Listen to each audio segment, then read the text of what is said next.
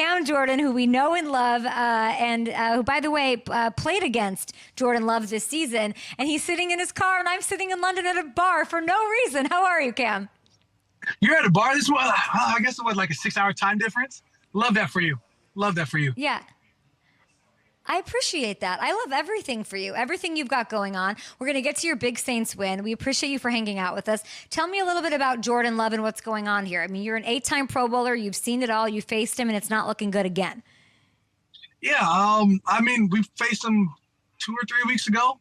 I think that, the Green Bay Packers have a young quarterback. They're still trying to figure out how best to utilize him. Against us, there's a lot of dinks and dunks, but you try to instill confidence in a young quarterback so he can grow. So we'll see how the season turns out. But you figure, with our defense, whatever it is, I'm always in love with how our defense is growing more than how another quarterback is doing. Yeah. What was the let's give love to your defense. What was the score in the Patriots game? The final score, 34-0? 34-0 against a Bill Belichick team is dream-worthy. Like, that's one of those wins that, you'll think about for a long time. You feel like Tyrann Mathieu had the first interception, first score of the game.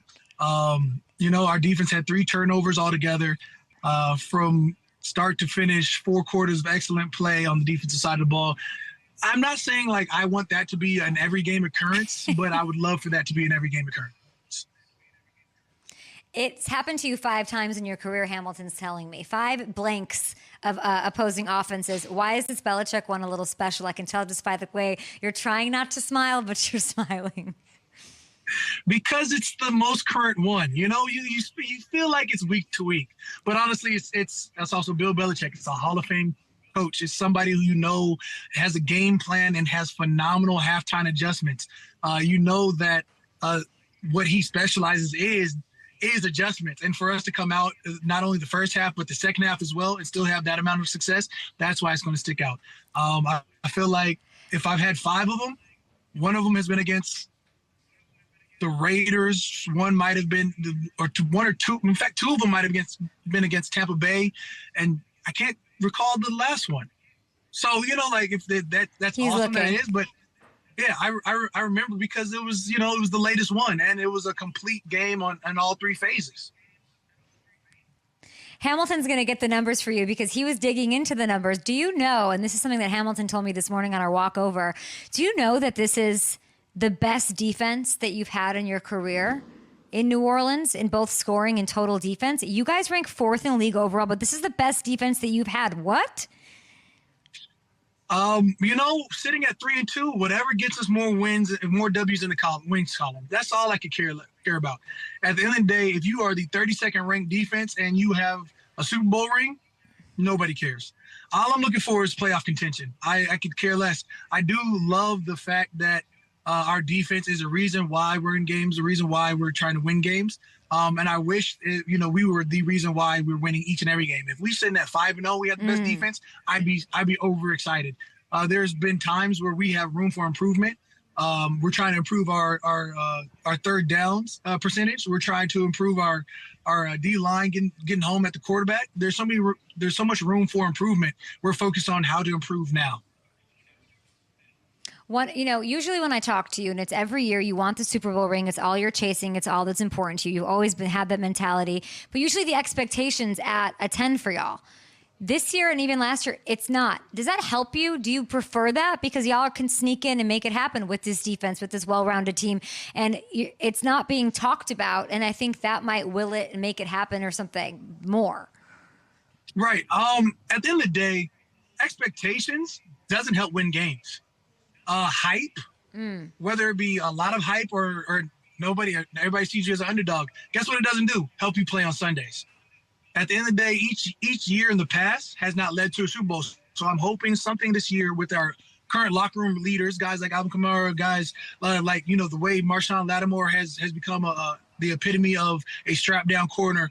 Tyrann Mathieu, you talk about Demario Davis, the well, not even the up and coming, the surging play of a Pete Warner, the way Carl Granderson has been played, the additions of Colin Sanders, Brian Brzee, everything on defense tells me we're going to be a good defense, enough to get us to where we want to be. And at the end of the day, as long as we can make a bid for the playoffs, we can then try and get after something that's been eluding me for 12 or 13 seasons. So I could care less about the hype or the lack of hype. I'm here to play football. And we got to earn that each and every time we take the practice field, as well as each time we take the game, each time we take to the game. And I think that mentality is going a long way in that locker room. You got some young guys in there. You got some guys who have a lot to prove, I'm sure. Bucks twice you blanked. The Dolphins, the Raiders, and now the Patriots. Those are the five. Okay. So I want to talk about this game you had personally. Yeah. Three in your division is pretty freaking nice. And then, of course, your Hall of Fame bound head coach in Bill Belichick that you got a sack, a fumble recovery in this one. Was this one of the weirdest or weirder fumbles that you saw? Can you explain to me sort of how you even tracked the ball and scooped it up with that hop it took? Right. I didn't. I literally was, I was bending the corner. I'm about to go make this TFL. I'm more excited about this TFL than this ball hitting the ground. I'm like, I'm about to blank this ball. I'm like, I'm trying to put this kid on the map here. And then, it just comes down to where the ball hits his backhand. I'm like, I'm lunging for the ball, so I don't even have time to scoop it. I wish it was a scoop and score. Like, that's what I'm saying, that little minor room for improvement. And I planted the foot in the ground, been able to scoop and score. Like, that would have put my, on the highest levels. But I scooped that ball up and I literally just double clutched. I was like, I can't mess this up. I double clutched the ball in and my teammates were helping me pick up, Alontae Taylor, Brian Brzee was hooking me up. And I was like, glory to God, look at God. That's not, that was just a mishap for them, which turned into a blessing for me. Hey, it was crazy. It was absolutely crazy. It was an amazing play. You wrecked shop or whatever. I want to talk to you about Derek Carr because you're saying you're being very earnest about your goals, your intentions, getting the Super Bowl. He had 2 touchdown passes. He had a good day. What has he brought to the table that convinces you he can get you guys there this year? I mean, just that calm level and demeanor that he takes to practice. And he has the emphasis, you can look at him and tell that he's fully bought in. I feel like when you have a quarterback that wants to win, wants to compete, we're at practice, we're doing competition one versus ones on a Friday, just trying to get that extra edge. He is like a propellant of that. He feels it. He like the first week we dominated, the second week we dominated, the third week in practice, he comes back, he starts fighting back. He's like, give me more. If you're going to pressure me now. If you're going to blitz me now. Like, he's asking to, he's like, I wish I didn't have this red jersey on. That's the type of quarterback Derek Carr has shown to be, and how you love that type of competitive streak in him. Yeah. And so he takes the game. He's like, bro, we scored 2 touchdowns this week or whatever. We scored 1 shot. We could put double the points up. This past weekend, on Monday, we break down the film, and he's already excited about how many more touchdowns he could score. He's like, man, yeah, I know we put up 27 on offense, but we could have put up 35. It's on me. This is where I'm gonna do better. Wow. He's already taken accountability for so much, and for anybody in this league to take that type of accountability or responsibility, that fervent for wanting to be in the end zone, that's what you love to see. So we're excited. We're 5 games in. A couple games from now, let's talk about it. 10 games from now, let's definitely talk about it. Hopefully the playoff picture gets clearer and we're in it. Can't wait to talk about it. But till then, I just love that he loves trying to put more touchdowns on the board. I think it's important that you're saying this because I've heard people say there's questions about this quarterback's toughness. There's questions about that kind of stuff. And it's never from guys that he's really close with, like Devontae Adams. But I've heard it, and I like that you're saying he's out there wanting to score. And the fact that he's out there a week later with that shoulder sort of says it all. Right. I mean, I don't know if toughness comes to play. I mean, he clearly had a shoulder or whatever, came in the next week and was like, no excuses. This is what I'm going to do. I'm going to play in the game. I need to play in the game. And as you can tell, I'm juiced up. I just got done talking to it's Tuesdays. So I just got done talking to a school down here in Gretna, down in the West Bank in Louisiana. But when you watch that type of energy, it's infectious. You're like, all right, well, this is what we're going to do. As well as the defense side of the ball, we're like, hey, if we can stifle them, who can't win? A team that doesn't score. And so if we can keep them out the end zone, we have a better chance to score. We can keep them out off the 50. our percentages just keep on going higher and higher. Now, we can't play a perfect game each and every game, but we can strive for perfection. And I think with, the guys that we have in our locker room, we look at each other, the underrated guys that nobody's talking about, the Malcolm Roaches. You talk about Nathan Shepard, our linebacker, Zach Bond. Everybody talks about Alante and Marshawn, but Paulson Adebo's having a great year himself. I think that, Marcus May, I think, comes back this week. We're only getting stronger, and I hope we can only play better this next 4, 5, 6, 7, 8, 9, 10, 11, 12 games we got left. You got to keep that 0 going up against C.J. Stroud. He looks pretty good with those Texans. That's your Week 6 matchup, Cam. He looks great. You like a rookie?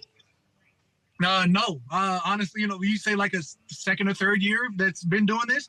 He looks great. I think he's poised in the pocket. He's made some great throws. He's made a lot of plays, extended plays with his feet.